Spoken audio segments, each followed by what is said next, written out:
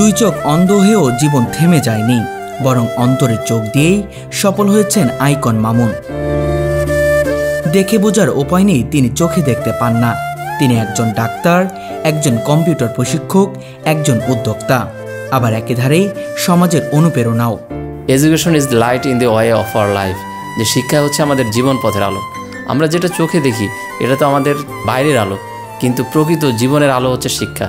মামুন না দেখতে পেরেও অসাধ্যকে সাধন করে দেখিয়েছেন। এই সফলতার পেছনে লুকিয়ে আছে অদম্য ইচ্ছাশক্তি, অগাধ সাহস আর কঠোর পরিশ্রম।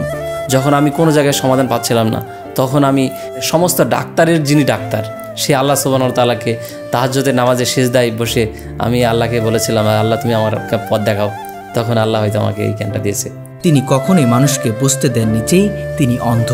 তাই হয়তো আজ কোটি মানুষের মধ্যে তিনি একজন আলাদা নাম, আইকন মামুন।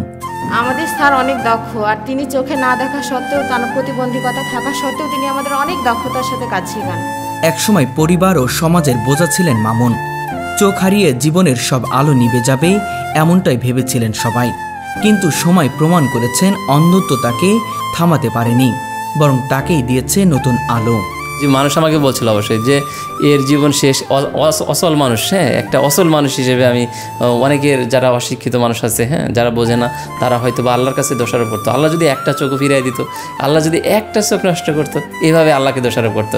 আর আমাকে এই আল্লাহকে কেউ যদি এরকমভাবে দোষারোপ করে, তখন আমি খুবই বিরক্ত হই এবং তাদের প্রতি রাগান্বিত হই যে কেন তোমরা এরকম বলছো। হ্যাঁ, তো আল্লাহ সুবহানাহু ওয়া তাআলা আমার জন্য যেটা ভালো মনে করছে, যেটা ফয়সালা রেখেছে আমার জন্য, সেটাই আলহামদুলিল্লাহ। আজ তিনি গড়েছেন নিজের ঘর বাড়ি, করেছেন জমি কেনা, আর নিজের প্রচেষ্টায় হয়েছেন সম্পূর্ণ স্বাবলম্বী। মামুন দেখিয়েছেন অন্ধত্ব সমাজের বোঝা নয়, তারাও পারে আলোকিত জীবন করতে। আমার কাছে প্রথম থেকে একটা জিনিস মনে হয়েছে যে আমি যখন একটা আয়াতের সম্মুখীন হয়েছিলাম যে ইন্নাল্লাহা মা'আস সাবিরিন, যে নিশ্চয় আল্লাহ ধৈর্যশীলদের সাথে থাকেন।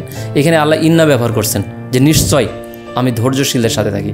আমি তখন চিন্তা করেছিলাম এ তো সহজ হিসাব, আমি যদি ধৈর্য ধারণ করতে পারি আর আল্লাহ যদি আমার সাথে থেকে যায়, তাহলে আমার আর তো সমস্যা থাকার কথা না। যার সাথে আল্লাহ আছে তার তো কোনো সমস্যা থাকার কথা না। এই জন্য আমি শত চেষ্টা করেছি সবসময় ধৈর্য ধারণ করতে। আর আমি মনে করি যে আল্লাহ সুবহানাহু ওয়া তাআলাকে আমি পাশে পেয়েছি, যার কারণে আমার কোনো সমস্যা নেই।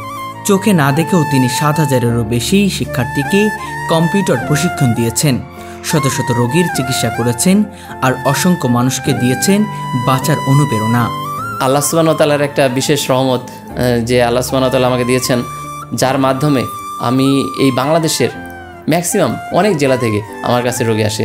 যেমন আমি বলতে পারি এই মেহেরপুর জেলার সব গ্রামে আমার পেশেন্ট আছে।